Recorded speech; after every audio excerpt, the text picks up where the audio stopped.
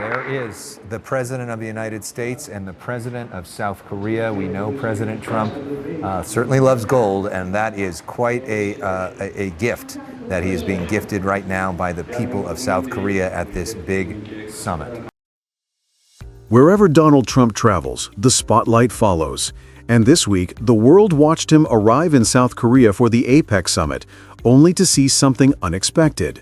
Seoul didn't challenge him with confrontation. Instead, it greeted him with a performance of flattery so calculated that it bordered on satire. Before APEC even began, Canada's Prime Minister Mark Carney had already thrown a punch of his own in Malaysia, calling for maturity and independence in global trade. Two leaders, two continents, and two very different ways of handling America's unpredictable president. This is the story of how South Korea turned diplomacy into theater, and how Canada turned patience into power. In the city of Gyeongju, the South Korean government staged a welcome unlike any other. Cameras flashed as Trump was presented with a gold-plated crown necklace and seated for a banquet carefully designed to play to his ego. The main course? American-style beef patties with ketchup, his favorite condiment. It seemed humorous at first, but this wasn't just about dinner. Behind the ceremony was a sophisticated act of statecraft. Trump had been demanding that Seoul pay as much as $350 billion in upfront contributions or face new 25% tariffs. The Korean side refused. After days of negotiations, the final arrangement reportedly cut the tariff threat to 15%, while South Korea agreed to make targeted investments. No blank checks, only projects with shared control and profit. In essence, Korea paid with symbolism instead of cash. Trump got the applause he craved, Seoul got a balanced deal, and the world witnessed a masterclass in how to tame an unpredictable negotiator without losing face. The real genius of Seoul's approach lay in the details. The gold necklace appealed to Trump's image of grandeur. The hamburger and ketchup played to his New York sensibilities. Then came the dessert, an orange-shaped confection nicknamed the Peacemaker. Observers saw it for what it was, a diplomatic wink. By giving Trump every theatrical cue of victory, Seoul made sure he walked away content. But in substance, the agreement kept South Korea's economic autonomy intact. Each gesture was psychological strategy disguised as hospitality. Gold represented recognition, ketchup, familiarity, and the orange dessert, a gentle mockery of Trump's persona. It was both humor and control, a reminder that soft power can outmaneuver hard demands. By the end of the evening, Trump declared that the deal was virtually done. For Seoul, it was already a quiet whim. For everyone watching, it was proof that diplomacy in 2025 required a mix of charm, calculation, and humor. As APEC's official sessions began, Trump once again dominated the cameras, but not the agenda. Surrounded by leaders from across Asia and the Pacific, he found himself praised publicly, yet bypassed privately. While Trump highlighted his so-called tariff victories, South Korea, Japan, and ASEAN states spent their meetings strengthening trade frameworks that excluded the United States. These included ongoing technology and supply chain initiatives, first launched during the 2023 ASEAN Economic Framework. The optics were striking. Trump at the center of ceremonies while the rest of the region quietly coordinated economic policies around him. The America First strategy that once commanded fear now drew polite smiles and cautious distance. In 2025, Asia's economies are expected to account for nearly 60% of global growth, according to the IMF's World Economic Outlook. That makes cooperation within the region far more valuable than appeasing Washington's demands. South Korea understood this. Its treatment of Trump wasn't just about humor, it was a signal that Asia could manage its relationships with or without the United States. Just days before the APEC summit in Kuala Lumpur, Prime Minister Mark Carney delivered what many analysts are calling a defining speech for Canada's modern trade policy. Standing before Southeast Asian leaders, he laid out a plan to double Canada's non-U.S. exports over the next decade, an expansion worth roughly $300 billion in new trade. The figures were not slogans. Ottawa had already concluded or advanced multiple deals in 2025, an investment and energy framework with the European Union in August, a critical minerals partnership with Germany, agricultural and manufacturing accords with Mexico and Ecuador, and, most recently, Canada's first bilateral free trade agreement with Indonesia, announced in September. In Malaysia, Carney confirmed that talks with the broader ASEAN bloc are expected to conclude next year. Canada also signed a letter of intent with Malaysia's Petronas to expand the LNG Canada project in Kitimat, British Columbia, one of the world's largest liquefied natural gas facilities. Phase 2 alone could create tens of thousands of jobs, according to federal estimates. Carney's message was simple but profound. Canada's growth no longer depends on waiting for Washington's approval. The country will build its own network across Asia and Europe, based on stable partnerships and shared prosperity. While Carney spoke abroad, Ontario Premier Doug Ford was dealing with Trump's outrage at home. Ford's provincial government had funded an advertisement in the U.S. that replayed a 1987 speech by Ronald Reagan criticizing tariffs. The ad aired during the World Series and went viral, reaching more than 11 billion online impressions, according to Canadian media analytics. Trump's reaction was swift. A new 10% tariff on Canadian goods announced mid-flight to Asia. Yet Ford refused to escalate. He simply restated that tariffs hurt both sides, that every dollar taxed on a Canadian product raises costs for American consumers. Carney also chose silence, focusing instead on trade diversification and domestic investment. This contrast, Trump's fury versus Canada's composure, spoke louder than any statement. In diplomatic terms, calm became a weapon. For American audiences, the message landed. Public polls in late October by Ipsos Canada found that more than 60% of Canadians and 52% of Americans now believe tariffs between the two countries do more harm than good. Canada's restraint was paying off in public opinion as well as policy. Two continents told one story this week. In Asia, South Korea showed how to handle Trump with elegance and irony, feeding his pride while defending its own interests. In Southeast Asia, Canada demonstrated the next stage of Western diplomacy: independence without hostility, strategy without drama.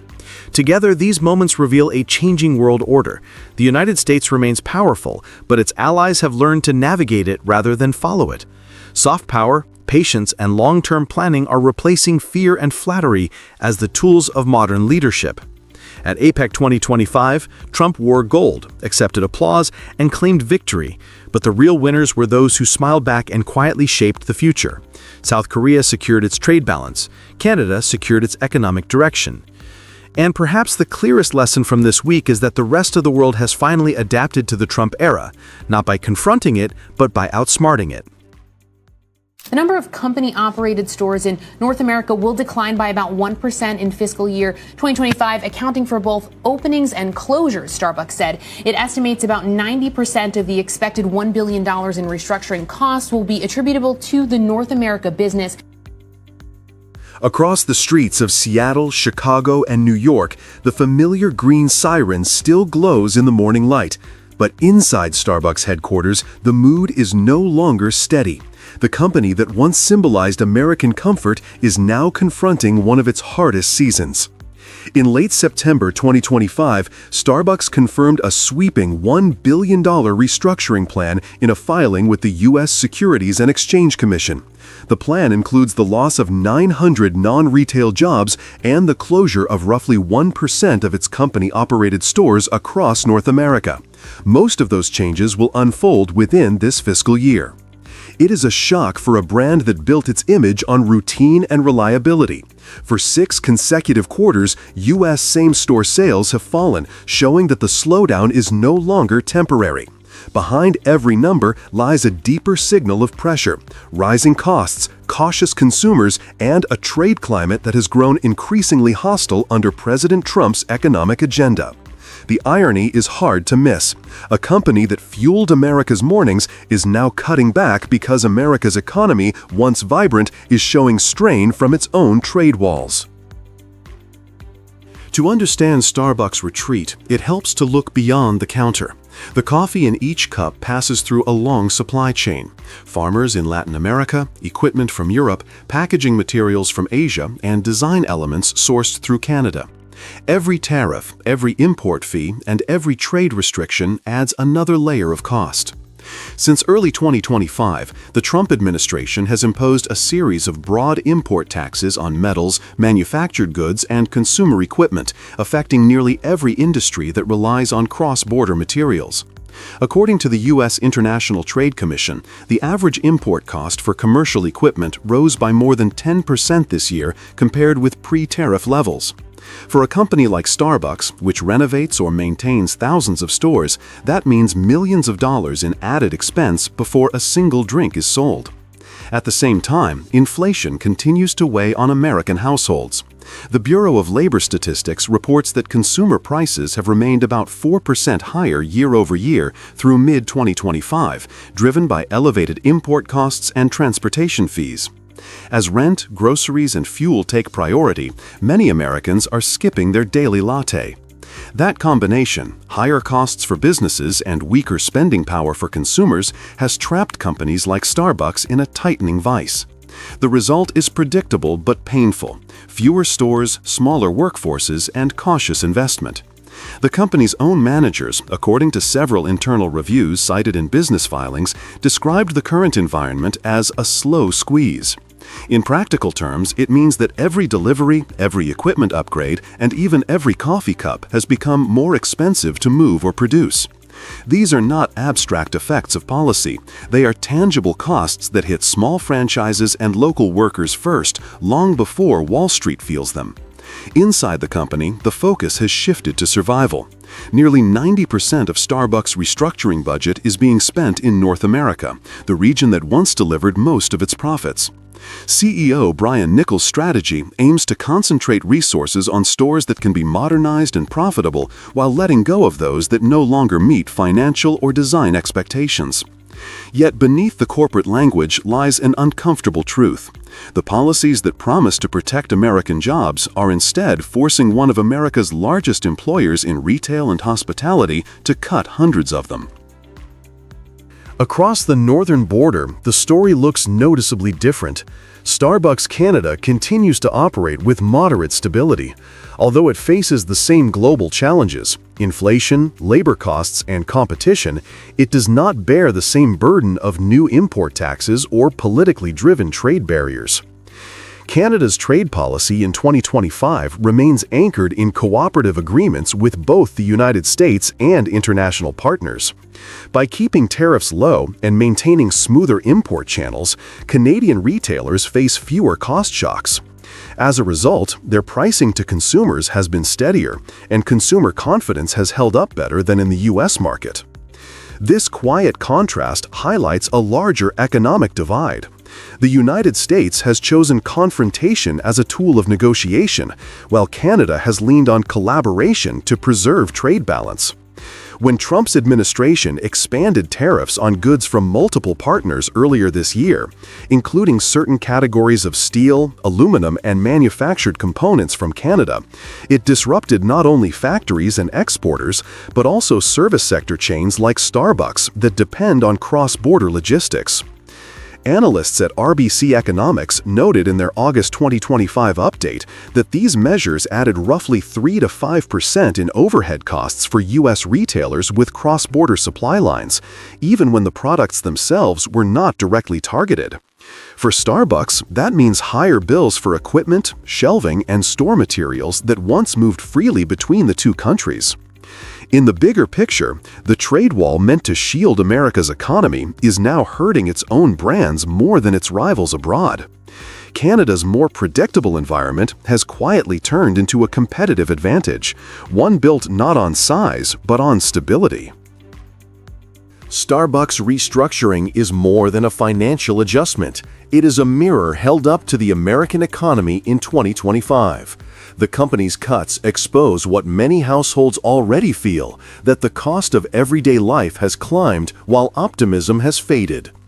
The Trump administration's trade policies were designed to showcase strength, to promise self-reliance, and to punish what it viewed as unfair trade practices. Yet the reality inside the domestic market tells another story. Tariffs have pushed up input costs, slowed investments, and strained consumer confidence. The pain is spreading from the factory floor to the corner cafe. For Starbucks, $1 billion in restructuring is both a warning and a strategy for survival. The company plans to end the fiscal year with about 18,300 stores across the United States and Canada, down slightly from before. Most employees affected by store closures will be offered transfers or severance, but many communities will lose a familiar gathering place. Beyond the numbers, this moment carries symbolism. When an American icon like Starbucks starts closing stores not because of competition, but because of policies at home, it signals something deeper: a loss of balance between protection and progress.